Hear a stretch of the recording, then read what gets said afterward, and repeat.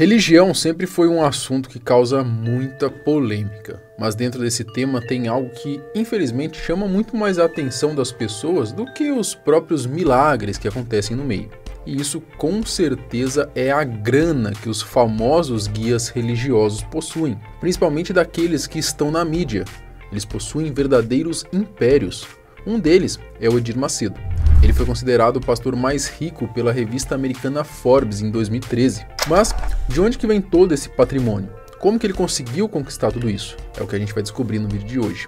Eu sou o Marcelo Milos, fica comigo, depois da vinheta eu te conto.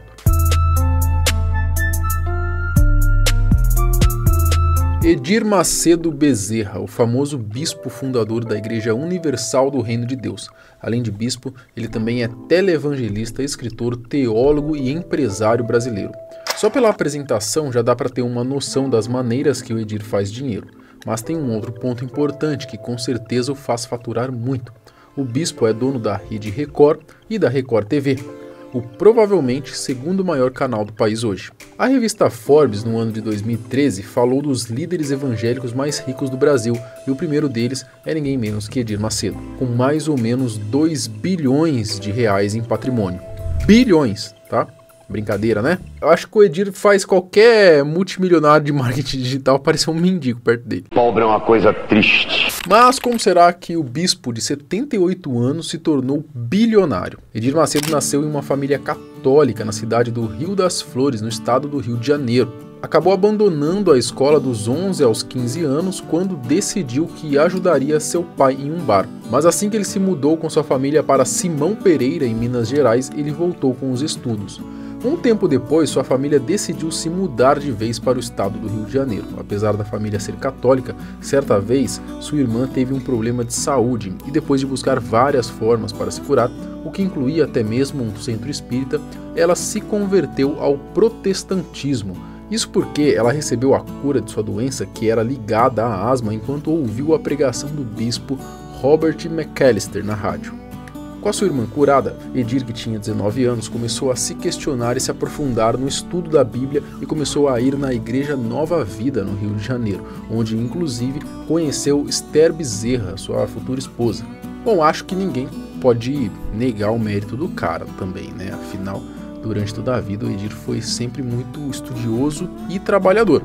Ele ajudou o pai no bar com 16 anos, trabalhou em um escritório administrativo e também trabalhou 10 anos em uma loteria. Macedo também estudou matemática em uma faculdade e quando foi fazer em outra, trancou e começou a estudar na Escola Nacional de Ciências Estatísticas. A rotina era bem puxada e uma hora acabaria cansando. Esse momento chegou para Edir. Assim, ele decidiu dar um tempo, pelo menos na parte de estudar, mas o descanso não durou muito, já que em 1970, com 25 anos, além da loteria, Edir começou a trabalhar para o IBGE como pesquisador do Censo Econômico. Bom, lembram da Esther?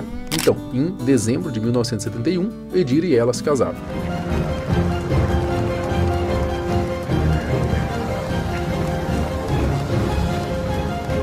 O início da Universal. Depois de 16 anos como servidor público, o Edir pediu demissão para ir atrás do seu desejo, pregar. Ele começou em um coreto na Praça Meyer, em São Paulo, que não tinha nada em comum, nada parecido com o gigantesco templo de Salomão que ele viria a construir anos depois. Era algo bem mais humilde, né? Com um microfone, uma caixa de som, um tecladinho e uma bíblia. Foi isso que acabou chamando a atenção das pessoas. Aos poucos foi juntando cada vez mais pessoas à sua pregação de sábado à tarde, o que fez Edir mudar seu local, que era o coreto, para um lugar que era a capela de uma funerária. E assim, conforme crescia, ele ia expandindo e mudando de lugar. Graças a Deus. Vamos todos ficar de pé, fechem seus olhos e vamos entrar na presença de Deus.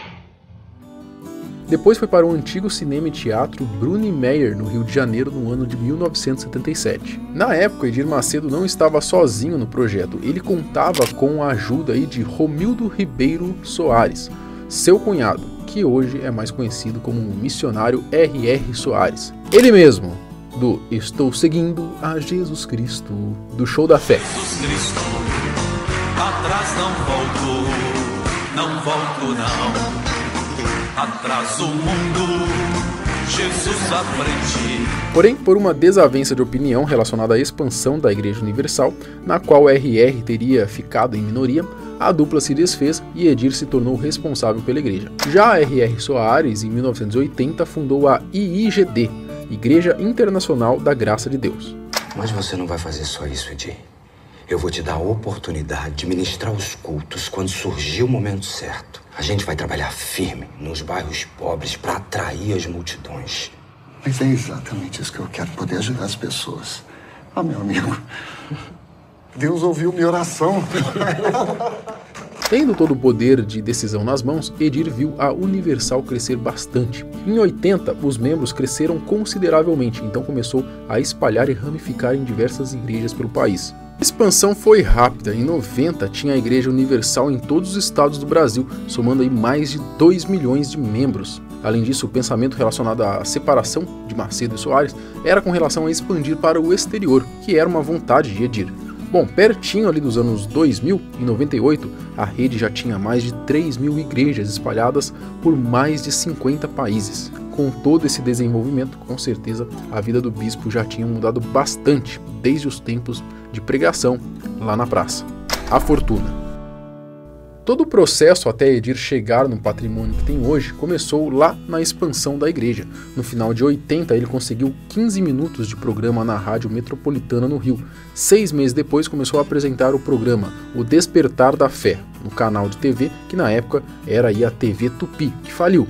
E assim, o programa do bispo começou a ser passado na rede Bandeirantes. Edir também fez a compra e alugou várias estações de rádio pelo Brasil, a compra da rede Record.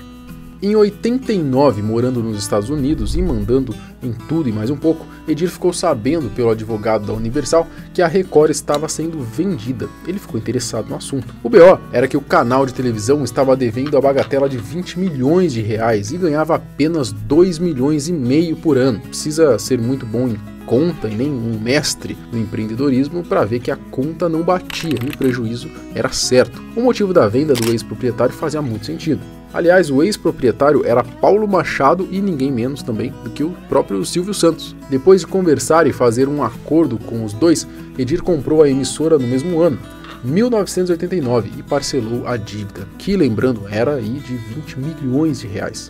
Acredite se quiser, em 92 a dívida já estava paga. Edir pagou uma dívida aí de 20 milhões em apenas 3 anos. No início, o bispo tentou ele mesmo administrar a rede de televisão, mas viu que dava muito trabalho conseguir se organizar e conciliar a TV com a igreja. E aí ele acabou decidindo dar esse papel para outra pessoa. O investimento deu muito certo, já que na década de 90 formou sua rede nacional com compras de canais e afiliações. Com isso, a Record ganhou a posição de 2007 a 2015 como a segunda maior rede do país em audiência e faturamento, até que foi ultrapassada pelo SBT. Como já disse, Edir também é escritor e tem mais de 10 milhões de livros vendidos. É dono do jornal Folha Universal, que tinha aí a movimentação de 2,5 milhões de exemplares, isso em 2013. Enfim, além disso tudo, também é dono do canal Record aí, canal de notícia Record News, enfim. Cara, eu acho que dá para entender um pouquinho dessa grana toda, né? Extorsão. Mas apesar dos autos do bispo, nem tudo são flores, né? Todo mundo já sabe que uma das birras aí, que a galera pega no pé dessas igrejas, né? É a forma aí como pedem dízimo, as ofertas também para os membros da igreja, né? No dia 24 de maio de 92, o Edir Macedo foi preso logo depois de um culto feito em um antigo templo da igreja que ficava no bairro Paulista de Santo Amaro. Ele foi acusado de charlatanismo, estelionato e curandeirismo. Basicamente disseram que a Igreja Universal pedia grana em troca de milagres. A acusação do Ministério Público de São Paulo era de que Edir Macedo tinha conseguido seus mais ou menos 10 milhões de reais na época em patrimônio de maneira ilícita. Ele ficou preso por 11 dias e depois foi solto. As acusações acabaram sendo arquivadas e ele foi inocentado por falta de provas. Atualmente, a Igreja Universal ainda é uma das maiores organizações religiosas do Brasil. Em 2015, uma pesquisa do Datafolha mostrou que a Universal era, na época, a 5ª instituição de maior prestígio no Brasil. Hoje em dia, a Igreja Universal está passando aí por uma certa crise. Em 2021, teve até seu controle alterado na Angola, a partir de provas conclusivas que apontavam crimes de lavagem de dinheiro e evasão de divisas. Enquanto no Brasil, mais de 3 mil pastores abandonaram a igreja desde 2018. Edir ainda teve o lançamento de 2 filmes que contam a sua história, o Nada a Perder e o Nada a Perder 2, nos anos de 2018 e 2019, além da famosa e polêmica sede mundial da igreja, né, o Templo de Salomão, construído em agosto de 2010 a julho de 2014 em São Paulo, com um valor de construção de 680 milhões de reais. O lugar já virou ponto turístico e recebe mais ou menos 400 mil pessoas por mês. Foi visitado inclusive por ele, o mestre do baú, Silvão. Enfim, como conclusão, acho que a gente pode tirar que o cara é realmente um grande empreendedor, a gente pode dizer assim, né? Se comete ou já cometeu algo ilícito, a gente não pode afirmar nada aqui, né? Até mesmo porque eu não quero tomar nenhum processo. Deixemos isso para as autoridades competentes. De toda maneira, eu gostaria de saber de você. O que você acha sobre essa fortuna bilionária do Edir Macedo? Você acha que ele deveria doar tudo para os pobres? Comenta aqui embaixo, eu quero saber a sua opinião. Se você viu o vídeo até aqui, eu peço que se inscreva no canal, caso não esteja inscrito, a gente tem vídeo todos os dias. Deixa o seu like aqui, o seu gostei, para poder ajudar a gente no engajamento. A gente se vê no próximo vídeo.